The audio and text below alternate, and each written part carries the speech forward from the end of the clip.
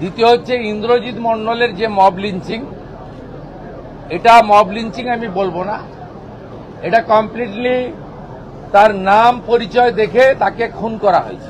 বারুইপুরের সূর্যপুরে উত্তেজিত জনতার মারে নিহত যুবক ইন্দ্রজিৎ মণ্ডলের মৃত্যু নিছক গণপিটুনি নয়, বরং তা একটি সুপরিকল্পিত এবং উদ্দেশ্য প্রণোদিত হত্যাকাণ্ড।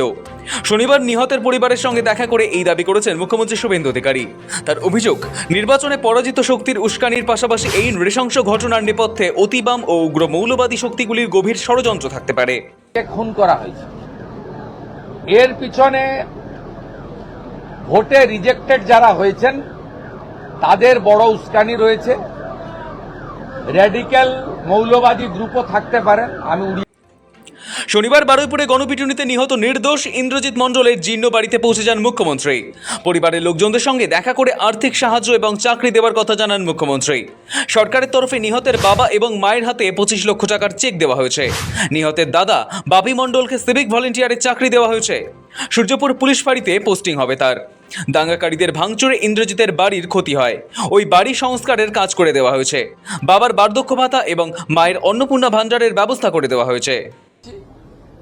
ওর বাবা মার হাতে আমরা আজকে 25 লক্ষ টাকার চেক তুলে দিয়েছি। পুলিশকে ধন্যবাদ, তার বড় ছেলেকে সিভিক ভলেন্টিয়ার্সে চাকরি দিয়েছেন ডিজিপি সাহেব থ্রু সুপারিনটেন্ডেন্ট অফ পুলিশ। এই সূর্যপুর আউটপোস্টে তার ডিউটি। ডিএমকে ধন্যবাদ, যে বাড়িটা ভেঙেছিল রিপেয়ার করে দিয়েছে দুদিনের মধ্যে। বাবার বার্ধক্য ভাতা, মায়ের অন্নপূর্ণা দুটোই ডিএম সাহেব চালু করে দিয়েছে। আমরা এই পরিবার মুখ্যমন্ত্রী আমাদের করে গেলেন, সহযোগিতা করছেন, যে আমার ঘর ঠিক দিয়েছে, ঘরে দিয়েছে, আমার জায়গা ঘর, আমার মারও অন্নপূর্ণা করে দেবেন বলেছেন, আর স্ত্রীও করে দেবেন বলেছেন, বা আমাকেও। আর উনি প্রথম থেকেই সহায়তা করে আসছেন। ভিডিও থেকে প্রথম দিন দ্বিতীয় দিন এসে অনেক বাজার করে দিয়েছে, চাল আলু ডাল বাজার, বিছানা চাদর প্যান্ট জামা যাবতীয় সংসারের যা লাগে। আমার ঘরে ফ্যান লাগিয়ে দিয়েছে 4টে, আমার ঘরে ওয়ারিংয়ের কাজ করে দিয়েছে, মানে আমার ঘর পুরো সাজিয়ে দিয়েছে। কি কথা বললেন আপনার সঙ্গে? আমার 25 লাখ টাকা দিয়েছে, এবার বাচ্চা টাকা দুজনে দিয়েছে, বলেছে আরো যা সরকারি বাবা, আমি আর আজ খুশি হব, খুশিতে চলে গেছে, যা দিয়েছে ভরিয়ে দিয়েছে। যারা মেরেছিল গ্রেফতার হয়েছে, আজ গ্রেফতার হলো, কি সেই মারার দৃশ্যটা বাবা আমাদের সামনে হয়েছে, এইটা ভুলতে পারছি না, এইটাই বড় কষ্ট।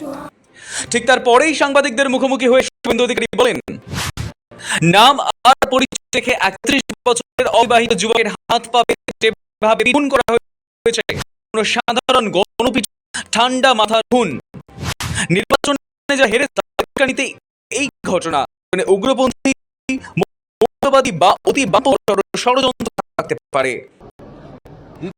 ইন্দ্রজিৎ মব লিঞ্চিং, এটা বলবো না, এটা কমপ্লিটলি তার নাম পরিচয় দেখে তাকে খুন করা হয়েছে।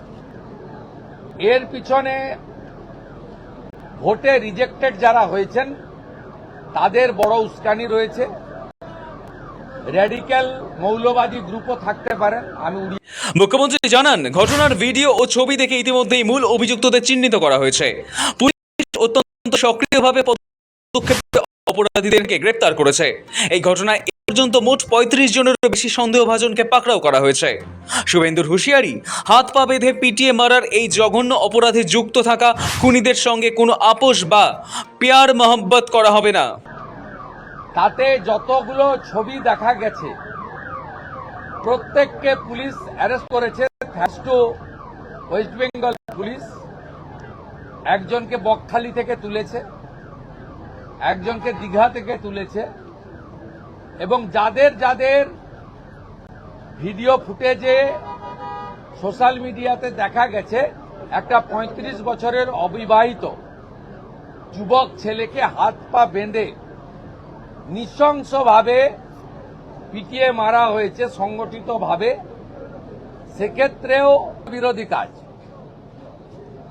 আমাদের ইন্দ্রজিৎ বারুইপুরের নাবালিকাকে নির্যাতন ও গণপিটুনি দুটি পৃথক মামলায় মুখ্যমন্ত্রীর সাফ কথা, কাস্টাডি ট্রায়াল হবে, দোষীদের বিরুদ্ধে দৃষ্টান্তমূলক নজির রাখা হবে, সবটা মনিটরিংয়ে থাকবে।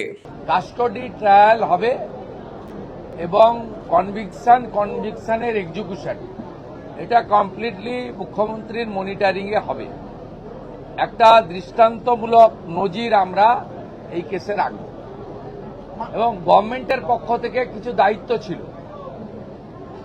এটা আমি বলবো না, গভর্নমেন্টের কিছু অ্যাসিস্ট্যান্সের বিষয় থাকে যদি ফ্যামিলি রাজি থাকে। ফ্যামিলি রাজি ছিল, আমরা গভর্নমেন্ট পাশে দাঁড়িয়েছি। কিভাবে পাশে দাঁড়িয়েছি, ফ্যামিলি যখন দরকার হবে বলবে। আমি বার্ধক্য ভাতা, মায়ের অন্নপূর্ণা দুটোই ডিএম সাহেব চালু করে দিয়েছে। আমরা এই পরিবারের দায়িত্ব নিয়েছি। ইন্দ্রজিৎকে আমরা ফিরিয়ে দিতে পারবো না। ইন্দ্রজিতের প্রত্যেকটা খুনি সমানভাবে ওই একরত্তি ছোট্ট কন্যার খুনিরা, শারীরিক নির্যাতনকারীরা যেভাবে আমি কথা দিয়েছি কাস্টডি ট্রায়াল হবে, ইন্দ্রজিতের খুনিদেরও তাদেরও খুব চূড়ান্ত চরম ভারতীয় ন্যায়। গত 4 জুলাই বারুইপুরের এক নাবালিকা আচমকা নিখোঁজ হয়ে যায়। পরদিন 5 জুলাই রবিবার সকালে একটি পুকুর থেকে তার ক্ষতবিক্ষত দেহ উদ্ধার হয়। অভিযোগ ওঠে নাবালিকাকে গণধর্ষণের পর নির্মমভাবে খুন করা হয়েছে।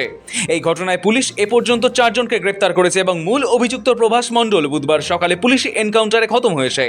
তবে গত রবিবার নাবালিকার দেহ উদ্ধারের পর সূর্যপুর এলাকায় তীব্র উত্তেজনা ছড়ায় এবং রাস্তা অবরোধ করে ব্যাপক বিক্ষোভ দেখাতে শুরু করে উত্তেজিত জনতা।